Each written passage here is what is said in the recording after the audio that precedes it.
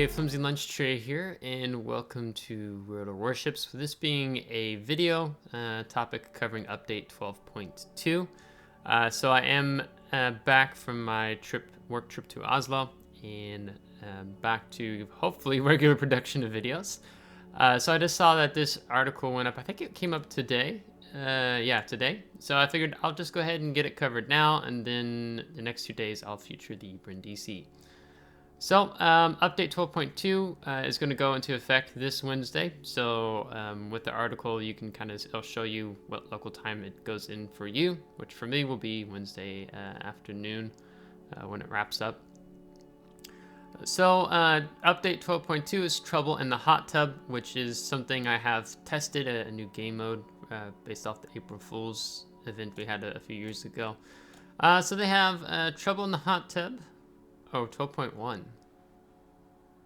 Okay. Wait, is this... Are they talking about last year? Or last update? No. Okay, so, like, someone doesn't proofread their articles. Wargaming. I mean, not that they ever really have proofread their articles, but Trouble in the Hot Tub. The hybrid battleships, I think they finally come out of early access. We'll check. Early access to British submarines is ongoing. Battle Pass, early access to Pan American cruisers. Changes to the battle economy, oh boy. Ranked battles, Armory, Brawls, game balance changes, content additions and changes, and other changes and improvements. So there's a video. You can check it out if I play it and then show it to you guys. I will get hit with... I'll lose any profit I make from the video as it will go to Wargaming, and they don't need any more money from me. As always in these articles, for the update articles, you can find a gift, which is 1 day of premium. And so they want you to share with your friends or clanmates so you can get a free day of premium, which will be somewhere in here. So Trouble in the Hot Tub. As you can see, we have some dangerous duckies here. We tested this. I had a video on this on the public from the public test server. A bit of a mixed response I feel like I'm seeing from the community. Some have enjoyed it, some don't like it, or reacting more negatively towards it. For myself, I think it's okay. I actually kind of appreciate switching things up. It's a game, not to take things so seriously. So I played it, and personally, I liked it. I don't know how much I'll be playing it in the new updates, but it was a nice change of pace. So basically, you get 6 ships or 6 ducks in total that you can play. So you have 2 destroyers, 2 cruisers, 2 battleships. And I think I liked playing destroyers the most, but the cruisers were decent. And the battleships, you can wreck a full health duck cruiser at close range with a battleship salvo. So you have to earn 20,000 base XP playing each starter ducky, which is one of these. And then the corresponding type, the next ship unlocks, being what they are calling a super duckies here. So one of the things you really have to be mindful of is that they have these splashy mines. So it is not really, doesn't seem like any particular order. They just all like shoot out from behind you in a couple seconds as time elapses. And they don't submerge underwater. They float on the surface. And if you go through these, if you go through an enemy minefield, it will most likely kill you. It's kind of instant death if you go and you hit multiple. Like if you hit these 2 and clipped it, you're probably okay. I think even if you're a destroyer ducky. But if you go through the heart of this, you are wrecked, and these ducks don't have the most maneuverability in the world, so you really are trying to utilize your speed to avoid things and slow down, so be mindful of that. Depending on the ship type of armor, it can include high explosive or armor piercing bubbles, as well as fizzy torpedoes. High explosive bubbles don't cause fires, but they do have a chance of causing flooding, so you often can be flooding a lot in this game mode. The duckies, they don't take any ramming damage, but when you ram or hit another ducky, or you hit one of the inflatable objects, you simply bounce off, and you bounce off like really fast. Like if I'm going along like this speed and I hit this, it like shoots you back pretty fast. So you have to be mindful because it can like hit you into a minefield, as an example. So be aware of your surroundings, basically, is what Trouble in the Hot Tub is all about. So they'll have more details on Trouble in the Hot Tub in the upcoming article. U.S. hybrid battleships, armed with artillery that has a good firing range, but not the highest damage per minute. Squadron of bombers that carry HE bombs acts as the aircraft armament. And a large number of aircraft in each flight will allow you to deal significant damage to enemy ships and set them on fire, which I think is 5 for the Nebraska, but I don't know if it's Nebraska also, or Delaware has 5, but I think Louisiana goes up to 6. These two could both be 6 planes in a flight. When Update 12.2 goes live, the U.S. hybrid battleships become available for all players to research. So they will be coming out of early access. Myself, I've been playing a decent amount of Nebraska in Ops. Her guns on Nebraska, which I'll do a video on Nebraska at some point, but they're wildly, I think they have a pretty large horizontal dispersion. So I don't really feel like I can accurately hit ships unless I'm like 12 kilometers and under. And sometimes 10 or 9, if I'm being honest, but I've not played Delaware or Louisiana yet, but I'll go up the line when the time comes. Early access to British submarines is ongoing, so it's going to be a continuation of that. So you've been able to get these early access tokens, as they do for every early access event. The Armory section dedicated to the event is available to the release of Update 12.3. So basically, after this update goes live on Wednesday, roughly 4 to 5 weeks is what you have until 12.3 takes effect. You're able to spend your British tokens to obtain sequential bundles that hold British submarines, the Iron Resilience permanent camouflage for Tier 8 Sturdy, the Victoria Cross permanent camouflage for Tier 10 Thrasher, and a bonus package for the Tier 8 Sturdy, as well as other rewards. So most likely you're going to have to exchange, you will have to exchange for these bundles to get the tokens from random bundles in exchange for doubloons. So it's going to cost you if you want to go further up this line. So the main armament of the new submarine is represented only by acoustic homing torpedoes with a large count per salvo, fast reload, good range, and speed, but not the highest damage. British submarines have a high dive capacity, but small health pools. Their consumables are represented by damage control party with a limited number of charges, submarine surveillance, and hydrophone, a standard set for submarines. Their hydrophone has a fast cooldown time and short interval between pings, but a limited number of charges, as well as short ship bearing range compared with submarines of other nations. So even though you can ping a lot, the main thing is if you really want to catch your enemies off guard with these submarines, you want to do so pinging as minimal as possible. So then they're giving you some examples of what the camouflages look like here. Battle Pass. The following tradition, Update 12.2 brings a new Battle Pass. Earn Battle Pass points for completing daily, weekly combat missions, advance through the Battle Pass progress bar, and move to new levels. The final reward of the free Battle Pass is Pan-American tokens and containers that hold rare economic bonuses. You can use these tokens to gain early access to Pan-American cruisers. The Premium Battle Pass offers even more valuable in-game items, and its final reward is a Tier 8 Pan-American cruiser. So the first Battle Pass that Wargaming did, it was a Tier 8 Japanese light cruiser, quote unquote. And now it's so we finally have another ship again. So this is the second ship that you can claim from the Premium Battle Pass. So really throwing a lot at the Battle Pass, the tokens for the Pan American events. Excuse me. Early access to Pan American cruisers starts on Thursday, March 30th. And then will end May 24th.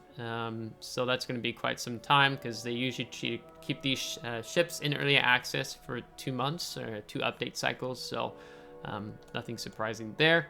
They're also updating the port of Rio de Janeiro to mark the event. I saw this on the public test server and it was decent. I mean, it's pretty festive with what things they have going on. These Pan-American cruisers have had a little bit of an identity crisis. Wargaming, they were like they put it out there for players to kind of see in a development blog, and then people were like, what the heck? What is this all about? And I think they were doing like, oh, is this supposed to be something like Worcester? Then they took away the high explosive, and it was only going to have AP.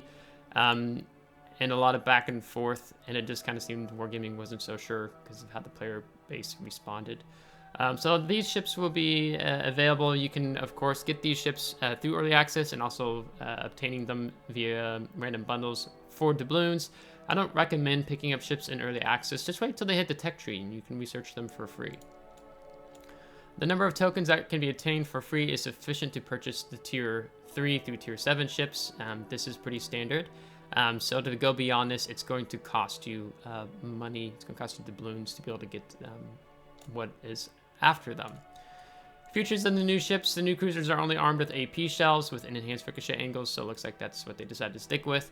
Starting from tier 6, they have access to combat instructions. To me, this is annoying. I don't know why Wargaming is deciding that tech tree lines start needing to have these different gimmicks.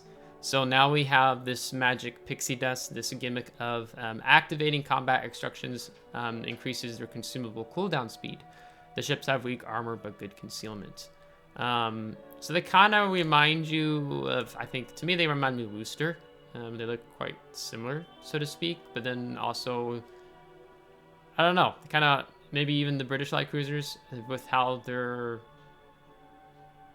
this thing, which is basing the name. I've had a long work trip.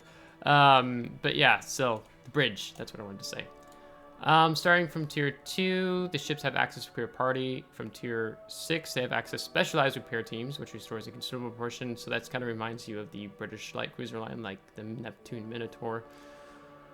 And from tier 8, they have access to surveillance radar consumable. So it looks like there's no smoke. I don't remember what the radar range, if they ended up just keeping these probably at 10, I'm going to guess. I don't know, maybe they're even 9, but probably 10.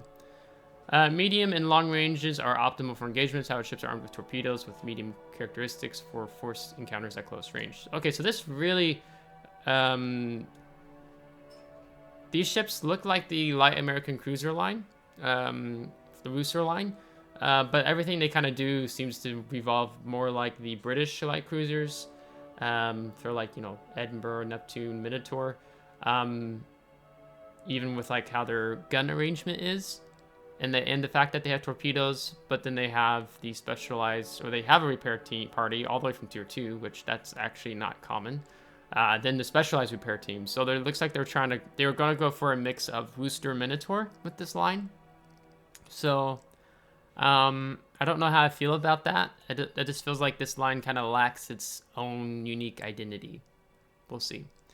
Thanks to the bonus provided by combat instructions, which is activated by continuously firing at enemy ships, the cruisers can frequently use specialized repair teams, which restores a significant amount of hit points, including Citadel hit points. This allows the cruisers to play quite aggressively and trade their HP points profitably. So, yeah. So, we're going to have to see about that and see more of the stats about the torpedoes. So, you'll find all the details about the early access to Pan American cruisers in a dedicated article on our website. Changes to the battle economy. The economic reward for transferring intelligence and data has been increased. So this to me sounds like spotting. To match level rewards for dealing damage from the main armament types. Supporting allies is now fairly rewarded without forcing players to choose between personal effectiveness and helping their team. You can evaluate damage upon responding in the detailed post-battle statistics. Okay, that's actually nice. This parameter was added to the statistics and updates 12.0. Okay, I've completely missed that. That's already been in the game. To balance these changes and keep average earnings at the same level, of course, what's the but? This is the but part. The rewards for dealing damage, detecting torpedoes, and earning the spotted and defended ribbons have been reduced. How dare you. The credit reward for receiving potential damage has been reduced for battleships. Okay, the rewards for detecting ships and torpedoes are now the same for all ship types. So they're kind of flattening everything out, but I don't see why they couldn't have just, like, to me, to kind of encourage players. You know, yeah, you can add earnings for the spotting. That's actually really nice. But then why do you have to also decrease other things? And the reason why is that they just want to not to let it be so profitable for players, make it take longer to grind the game. Because if they had very profitable earnings for players regularly, then it doesn't take as long to grind alliance, maybe per se as an example. But I think it kind of takes away from the bit of the fun, especially if you start playing ships that aren't really revolving around spotting. Now you're earning less. Yeah, I don't know. Let's see how that goes. I'm sure some people will be even do the Reddit and stuff, and maybe the Brawls forums will be breaking these down quite well when the time comes. The reward for dealing damage with secondary battery guns has been increased to be similar to the reward for dealing damage with primary armament types. Okay, that's actually nice. That kind of encourages the brawling, so like Schlieffen as an example. This means that the average earnings of battleships' secondary armament focused gameplay will increase to the level of their peers. Okay, I welcome that. That's good. That's good. The average XP and credit earnings for some ship types and tiers have been slightly changed. The changes are aimed at minimizing differences in the average earnings of all ship types at the same tier. Previously, differences at high tiers could reach 10%, but now they are reduced to 2%. The most significant changes have been made to tier 5 through 7 battleships. They now receive 5% fewer credits. The profitability of tier 5 through tier 9 destroyers and credits and XPs has been increased by 1 to 3% depending on tier. The profitability of super carriers and super cruisers has been reduced. They will now receive 8% less XP and 6% fewer credits. Super ships are just a credit sink. Like, that's really all they are. I don't know. We're gonna have to see how this looks like. Ranked battles. 12.2 kicks off the 11th season of ranked battles. You'll participate in playing all ship types. The battles... all ship types, mind you. All ship types. Submarines. All ship types. Aircraft carriers. The battles will utilize different formats. 6 versus 6. Bronze and Silver League, Tier 8 to Tier 9. Thank you. I'm just kind of getting tired of Bronze League being stuck in Tier 6 all the time because I've been in Ranked and I've been Silver League as I've devoted a ton of time to it. But Tier 8 to Tier 9 ships, so most people are going to be playing Tier 9. Like, they could have just done Bronze Tier 8, Silver Tier 9, and Gold Tier 10. I don't know why they sometimes blend them together, but... yeah, Gold League, 6v6 Tier 10 ships. So, still, basically, if you want to play the Tier 10 ships, you're going to have to get both through Bronze and Silver to reach. But if you want to play your Tier 9s, you can play that immediately at the beginning in Bronze. In all leagues of this season, only the top XP earner on the losing team will keep a star. So, they does differently, like the top 2 earners on the losing team, top XP earners, have kept their star. But now that's just rewarding... the only one top XP earner, so that's fine. They have a dedicated article on the website. Armory, with the release of 12.2, so this Wednesday, Illinois will be available in the Armory. The ship is a variant of an Iowa-class battleship that is equipped with more powerful AA guns and 203mm main battery guns, or artillery, housed in quadruple gun turrets. So she's got 12 203mm guns in total, 8 on the front, 4 on the back. The ship combines the armor of a battleship and the main battery of a cruiser. She has a high firing rate and accuracy, but low armor penetration and damage per salvo. Her AP shells have enhanced ricochet angles, similar to that like a Des Moines Buffalo. The battleship has a small health pool, but has access to an enhanced damage control party and repair party. She enjoys strong AA defenses and high speed. So I have enough research bureau points. I might have to double check that. I think I have enough to get Illinois when it hits live. I think they were estimating that her price would be between 48 to 50,000 from a different article I read. But it looks like they've landed on 51,000 research points. So I think I'm close. So I'm really debating whether or not I want to pick up Illinois with the new update. I haven't really decided yet. I think I was waiting to... Probably there's going to be some YouTubers, so I don't know, like Maltese Knight, Potato Quality, some other community contributors that will probably have some videos coming on Illinois maybe the next day or two. Because usually they get to play it a couple days before the ship releases. So So we're looking for that. I played against some Illinois, and I was in Salem, and it was definitely interesting to play against them. So we're just going to have to see how that goes. Brawls. The first brawl, there's going to be several of them, 3 brawls. 2v2 format, playing tier 9 ships. You can participate in division of up to 2 players, so you can div with your friends or clanmates. No more than 1 battleship, 2 cruisers, and 2 destroyers per team. Tier 9, probably going to be seeing a lot of Pomerans, a lot of Prince Ruprechts. They're going to do pretty well. Cruisers at tier 9. Maybe Tulsa. Probably. Maybe you see some Aegir. Maybe you see the new tier 9 fast battle cruiser. I'm spacing its name right now. Probably some Frieslands with destroyers, Grunigans, Mogadors, definitely. Black. Yeah, so that's probably what you're going to see there. So that's the first iteration. So that's going to start on Monday, the 27th, and then ends April 3rd. So just, yeah, each brawl will be short-lived. Some more details will be available in a dedicated article on our website. Game balance changes. Okay, so we have some things going on here with Kearsarge, Tone, and Issei. They will receive depth charge airstrike with standard parameters for the ship type and tier. So it doesn't say automated ASW, so just the regular, so it looks like this is something you have to do yourself. The airstrike modification upgrade will become available for the ships. Looks like they're nerfing Cherbourg's reload. I don't know why. Cherbourg isn't... I mean, it's a cruiser that you're giving a battleship reload time to, which was one of my main things I didn't like about the line. I think they gave you a 40-second cooldown on the repair party. So it kind of felt like if you had 1 or 2 Cherbourgs, you just ran up a flank and caused havoc, collapsed a flank, and you took a ship or 2 with you and died in progress. Kind of felt like the usefulness of Cherbourgs. I don't know why they see that the ship needs to be nerfed. Pan-Asian destroyers, Finyang and ship Smasha. They're getting a buff. Their main battery reload time is being reduced. Italian tier 5 destroyer, several destroyers here. Sap damage being reduced. Reload time being increased on the tier 6, the tier 9 main battery reload time reduced. So it's a buff here. These 2 are nerfs.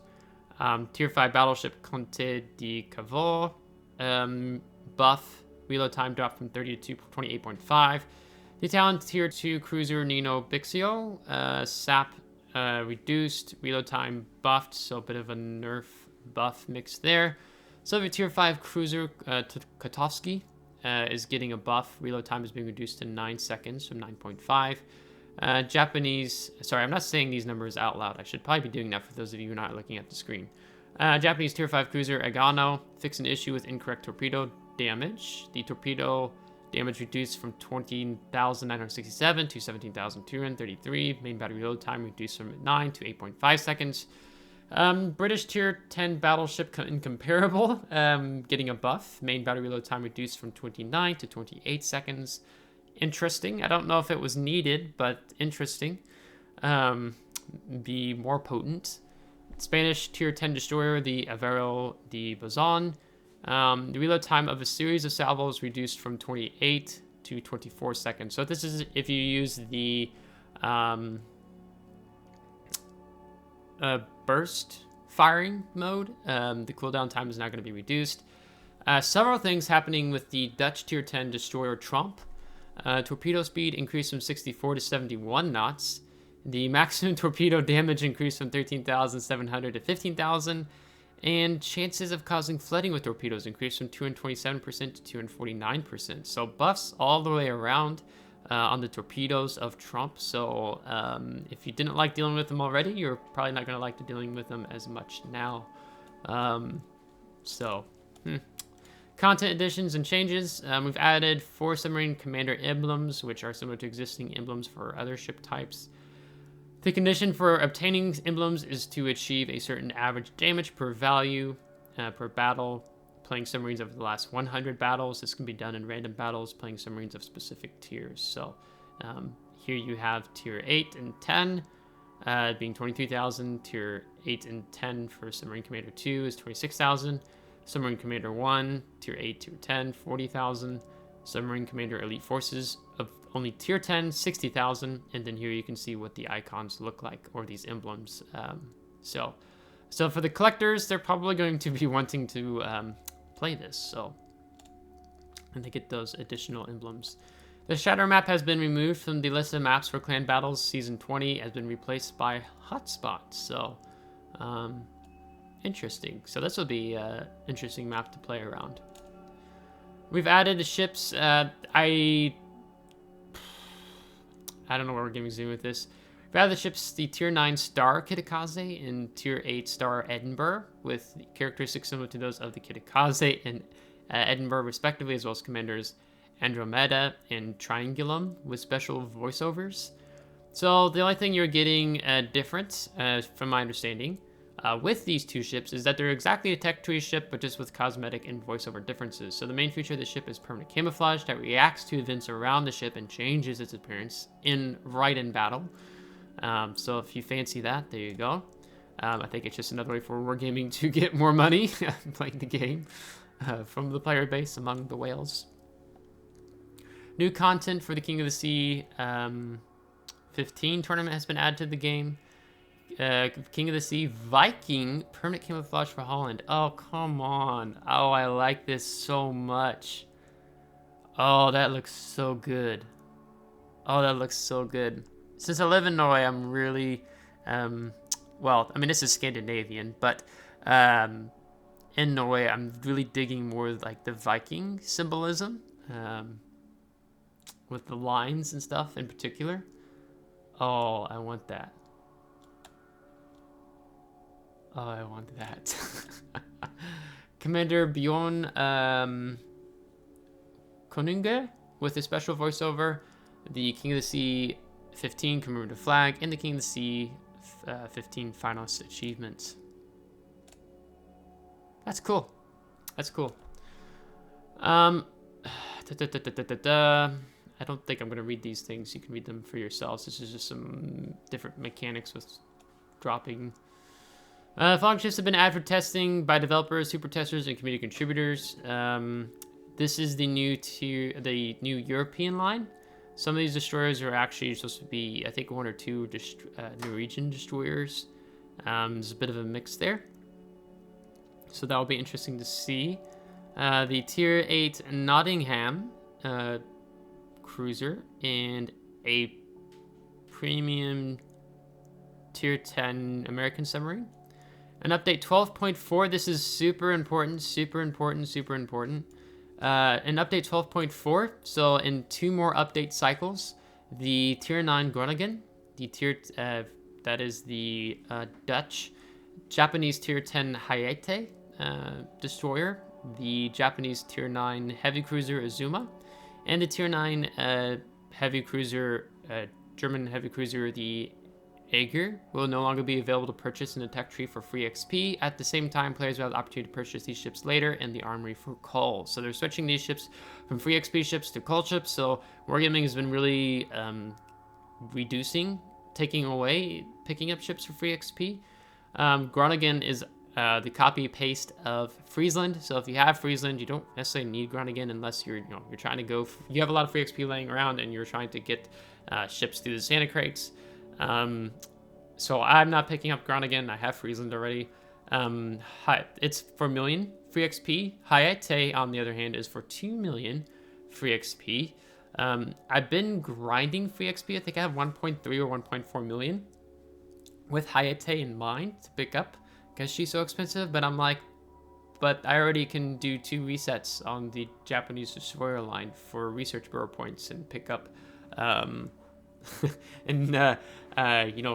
stack a ×6 as an example, if I wait for each research bureau season cycle for the points. So I don't know if it's worth it right now in my mind. But it's gunboat with very potent torpedoes. Azuma, it's honestly, it's a 1 million free XP, And in my opinion, it's not so great. It really revolves around your team being good. You can have Hydra or defensive AA. You can switch between. It's just really spamming HE and kiting away. But she's a big, kind of bulky ship, and she's not as good as something like Yoshino, because Azuma doesn't have torpedoes. Yoshino does. If you have a million free XP lying around and looking at these ships, so you also have Aegir, the tier 9 German battle cruiser, or heavy cruiser. I would say Aegir, I really enjoy playing. If you like playing kind of brawling cruisers, she's really nice to have, and she has torpedoes. Or Groningen, if you like playing gunboat destroyers.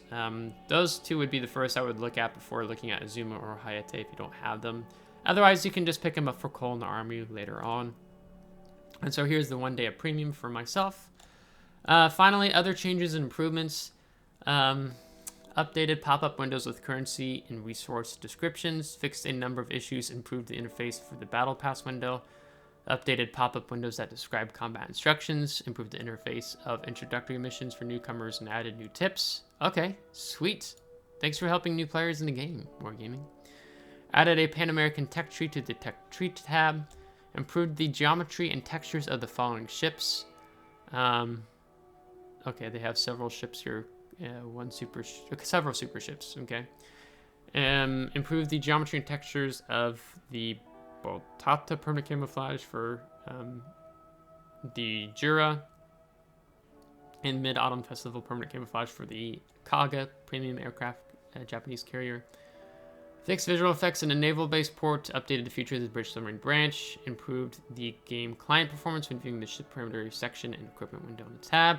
Fix errors in the voiceovers for some commanders. I wonder if they actually did this for Defensive Naval Station Newport, because there's some incorrect voiceovers there, but this is for commanders. Improved display of aircraft propellers. Oh my gosh, I'm so glad they're doing that. I was wondering when Wargaming was going to fix that.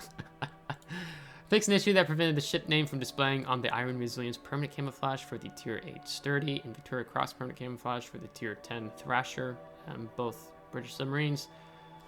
Fix an issue that caused incorrect rewards for Battle Pass levels to be awarded in some situations.